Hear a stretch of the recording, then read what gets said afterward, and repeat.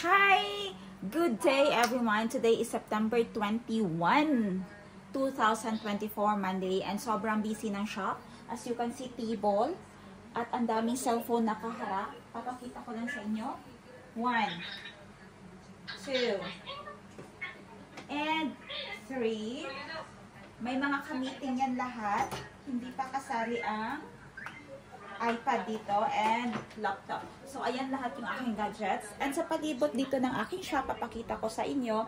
I have here the TV screen behind me, of course. Entertained by my sister, tindera sa Africa. And nakapalibot, electric fan, aircon, stock. Dapat may aircon kasi sobrang init sa tayo. Take you today with me sa ganap ko dito sa shop. Normally, office work na naman ako at kakausapin ko yung Johnson staff. And packing na lang din ng mga isisend ko sa Johnson pala.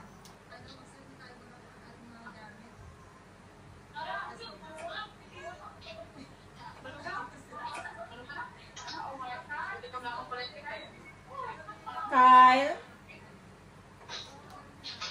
Meron na kay Didi Fogas, Kyle. I-ano mo kay Fogas? I-send mo sa kanyang instruction ng cellophane, Kyle. At saka ilang pieces lahat ito. Kunin ang address agad nila and phone number.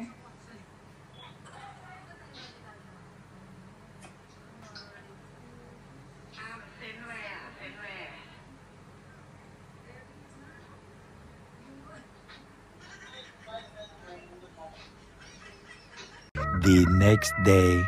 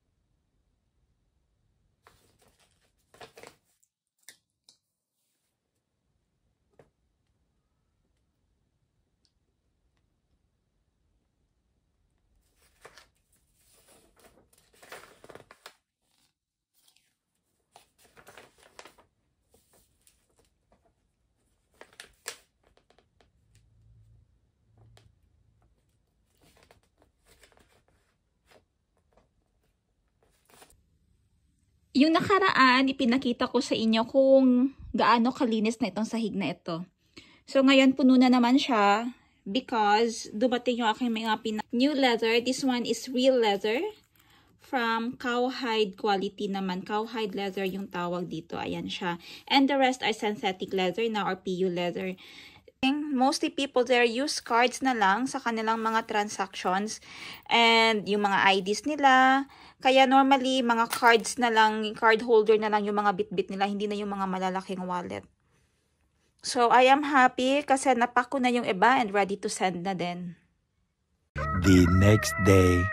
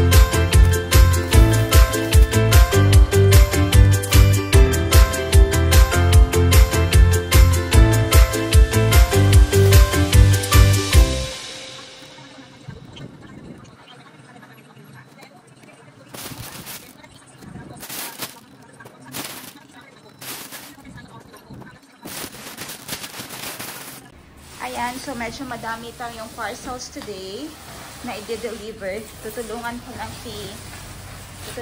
si ate ngayon maghapon. Kasi normally,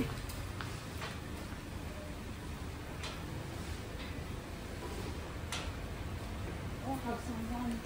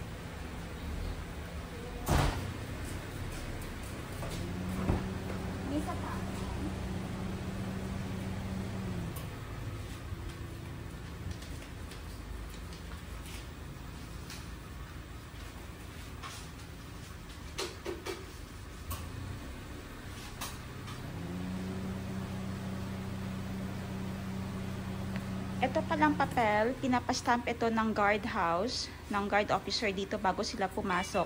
Tapos pag umalis sila sa bahay ko, kailangan may stamp na yan. Ibig sabihin na galing talaga sila dito. At saka hindi sila makakalabas kung hindi ko ito nalagyan ng stamp. For security purposes.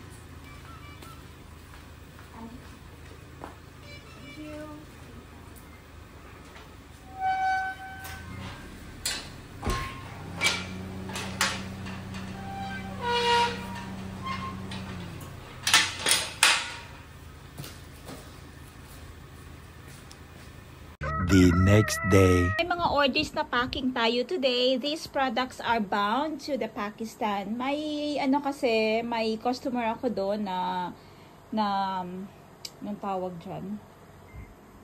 May derma doctor ako doon na customer. So, ito ay bound papunta sa kanya sa Pakistan diretso from Thailand. So, we have there the Lazel Glutapure Lateral Vitamin C at saka yung sikat na frozen collagen.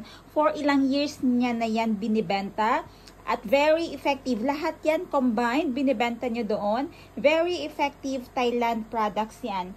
Ang order niya today sa akin ay 100 pieces for each variety. Actually, kulang pa ito eh. May ibang products pa siya na in-order na tigwa 100 pieces each. Pero ito lang yung pinauna niya muna kasi yung iba ay out of stock pa. Ang gagawin ko today, ipe-prepare ko lang sila, ilalagay sa box, and then ready to send na agad ito, diretso from Thailand hanggang Pakistan. Normally, it takes 5 to 7 days bago dumating sa kanya. Kasi yung gamit na mode of shipping ay yung medyo mabagal, hindi naman yung mabilis, no, hindi naman DHL. At saka kailangan niya lang ito from time to time, nagre-restock siya. Kailangan niya lang ito talaga ngayon dahil naubusan na siya ng mga stock. Ang dami pa actually niyang ni-request, pero saka na lang daw yon. Ito na lang munang ipapauna para may mabigay na siya sa kanyang mga customers. Ayan. Ito yung mga products na magandang ibenta, pero kung nag-uumpisa pa lang kayo, pakonti-konti na lang muna, like 20 to 30 pieces each variant, para naman may stock lang kayo, alam lang ng customer kung saan hanapin, na may nagbebenta pala na malapit sa kanila, kahit na sa mga friends nyo lang muna, yun, dun lang dapat tayo mag-umpisa eh. Excuse me. Mag-umpisa lang ng paunti-unti hanggang sa makaano na tayo ng name. Maka-establish na tayo, mag-build muna ng foundation ng pangalan natin na si ganito, may bentang ganyan, mga effective, direct Thailand yun, original yung kanyang mga benta. Doon nagsisimula ang lahat sa word of mouth. Ayan, so ipapak ko muna ito sila para ma-set na din natin sila.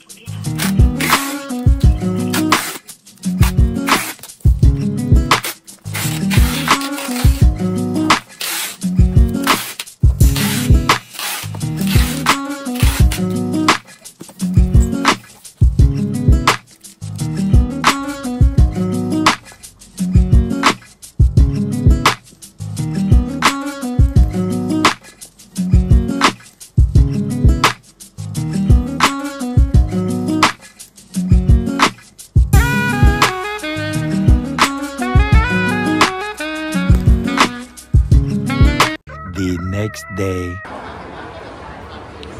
Hello guys! Andito tayo ngayon sa iStudio sa Thailand para tingnan yung mga bagong labas na iPhone 16 series. At saka titignan ko kung ito na yung aking pina-reserve. Ang tagal nung in-order ko sa website, hanggang ngayon wala pa. So, ang ginawa ko, kinancel ko na lang siya. Tapos, pumunta na lang ako dito sa iStudio sa Thailand para i-check personally or kung pwede ba dito na lang magpa-reserve. Kasi ang Thailand, sila yung country na pagdating ng iPhone, hindi pa nakarating ang iPhone pala dito. Sold out na agad. So, yung ginagawa nila ngayon, pag bibili ka dito, wala kang mabibili talaga. Dahil sold out talaga sila. Lahat ng parating na bago, sold out na yun lahat. Yung may paparating pa ulit, sold out na din yun agad. Lahat po ay may-ari na. Ganun sila kabilis sa iPhones. Lahat ng tao dito, I think, hindi naman lahat, no? Almost lang. Ay iPhone yung gamit. So, dito tayo sa iStudio. Tingnan natin kung makakapagpa-reserve tayo. Walang mag-a-assist sa English. Maghahanap tayo na someone na makakapag-assist sa English. Hello, you speak English? I want to reserve an iPhone 16 Pro Max. No stock. Reservation. Pre-order. Yes, yes.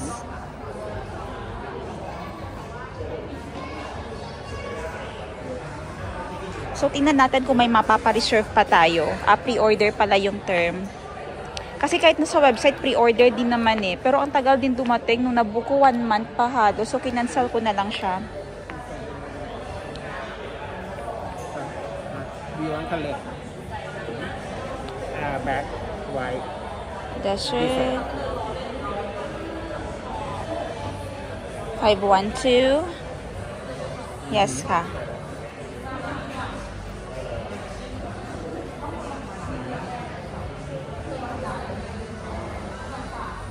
Uh-huh. 512 gigabyte. Gig ka, yes. Total, this one. This is Pakan, siya may insurance. Yes. Yun lang mahirap dito sa kanila kasi kakaunti yung staff na marunong magsalita nung universal language, which is English. Deposit. Oh, okay, deposit. And then this one, what is this? This price. This is total price. Yes. Okay. And this deposit. Okay, deposit. And then when I get here, I will get this amount. Okay. You want to do pre-order today? Okay. What do you need? ไม่ต้องนี้อะไรใช่ไหมสแกน เราจะทำทั้งกรอกทุกข้อมูลคือซึ่งเป็นการทำกรอกไม่ได้เพราะมันเล็ก So, nag-uusap muna sila, nagmi-meeting. I will let you know kung ano yung kalalabasan ng aming transaction dito. Pinapaskan ako ng QR code dahil online din pala nilang ibubook dito. Pero at least dito ko kukunin sa kanila.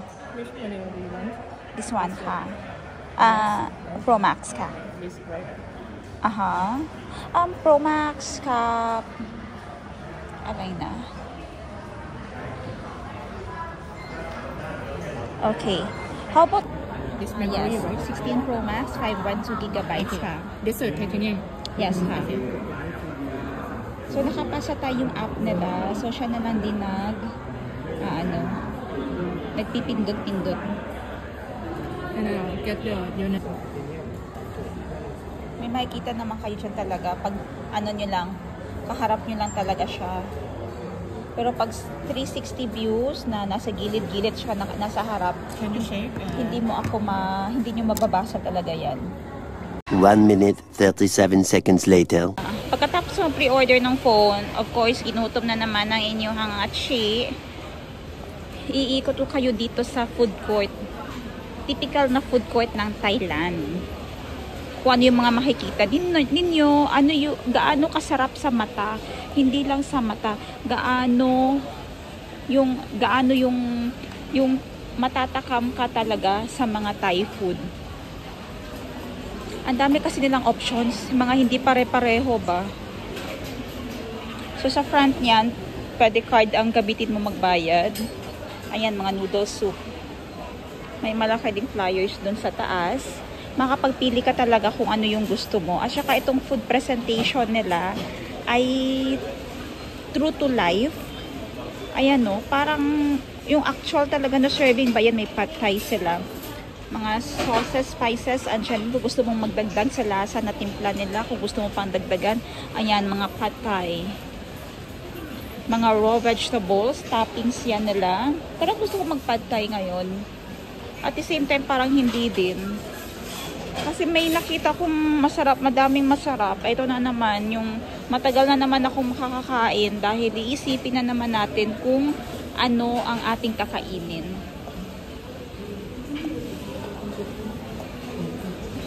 Ayan, may simpleng itlog lang ang toppings. Ang ganda ng model nila, no? Mga pa-model nila na presentation. Parang, I think, gawa sa silicone yung mga ganyan.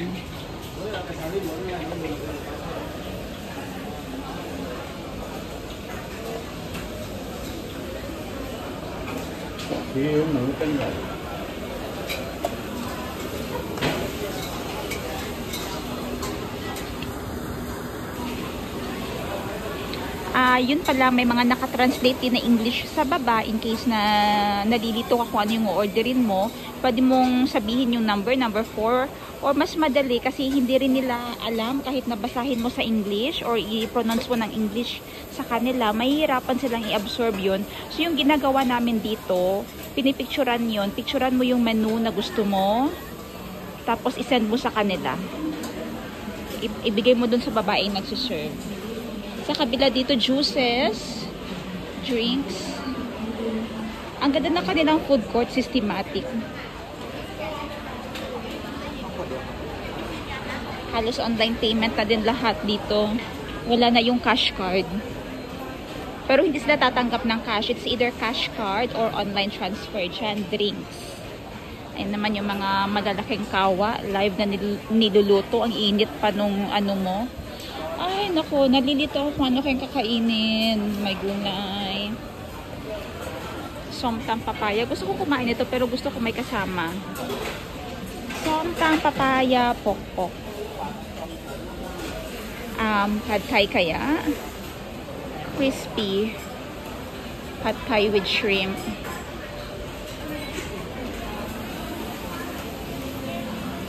So, I think sa susunod na ako mag-pad thai.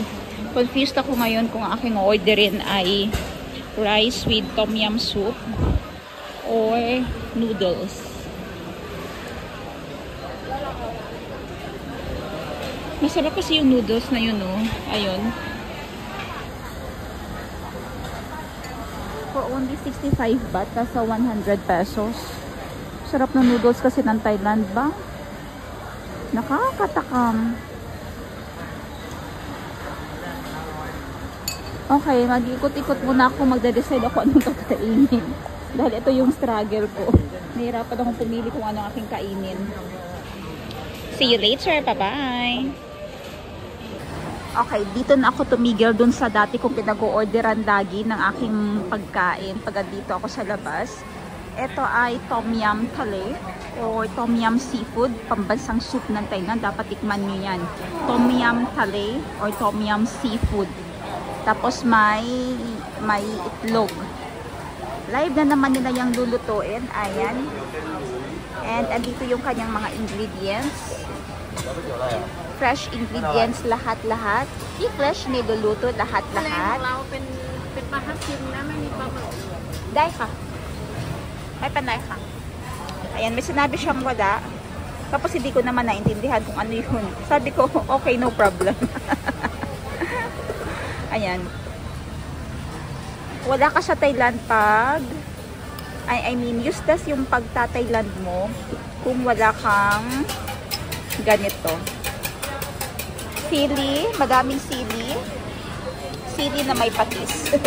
Hindi siya patis na may sili. Sili na may patis.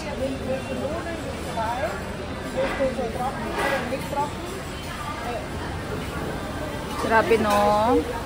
Aso-asog yun oh. Live pina-update ang pagluto. Kunin ko lang aking phone. Babayaran ko via online transfer. Oh, naka. So, i-input niyo yun doon.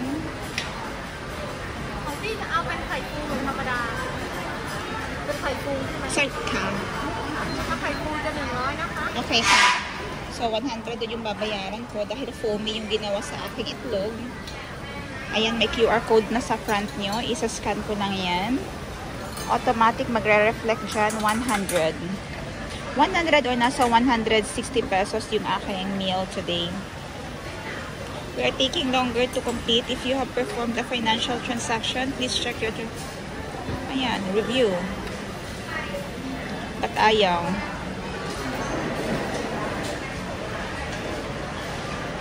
Unable to proceed. Gagamitin ko yung aking isang mobile banking, isang bank na naman. Ang bilis magpalipat-lipat ng bank dito sa Thailand. So, yung gamit ko ngayon, Kasikorn Bank. Yung kanina sa Yam Commercial. Ang bilis i-maneuver ng app nila dito. Hindi pareho sa app natin sa Pinas. Ang hirap, ang daming pipindutin. So, nag-go through na yung aking payment. Lumabas na yung resibo doon. Ayan na. Leproy na ka. Sabi ko, tapos na. O, diba? Nilagay niya lang doon lahat yung mga sahog. And it takes only 5 minutes.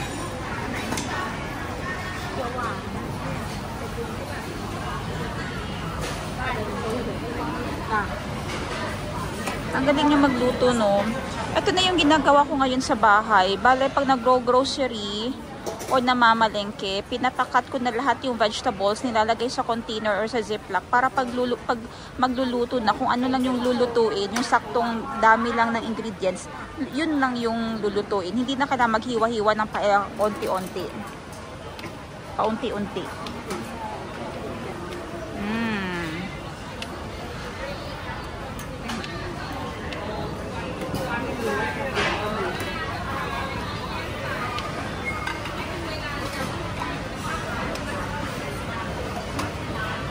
Ayun na yung kanin, oh.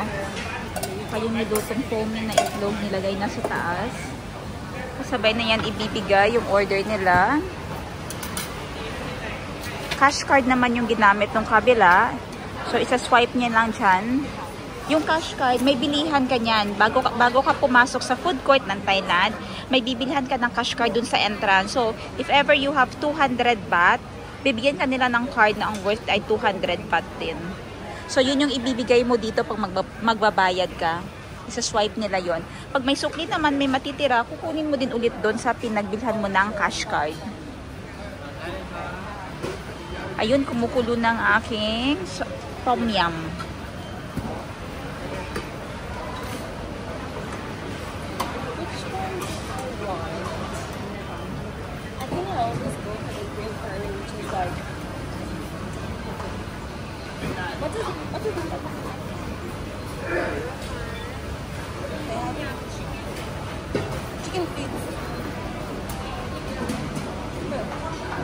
Ayan, so habang hinihintay yun, kukuha lang ako ng tray. Ito pala, pwede pala tong tray na to. Excuse me. Okay, lagay natin dito.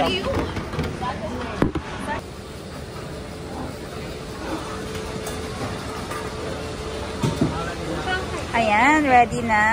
Thank you for today. Ayan na. Titigan nyo ang menu ko today. This is the somtam thali. Somtam with seafood, rice, and egg on top. At saka, of course, may ano tayo dito. Patis. Asili na may patis. Bon appetit! Ang lagi kong view doon ay ang fountain. Kakain na muna ako. Bye!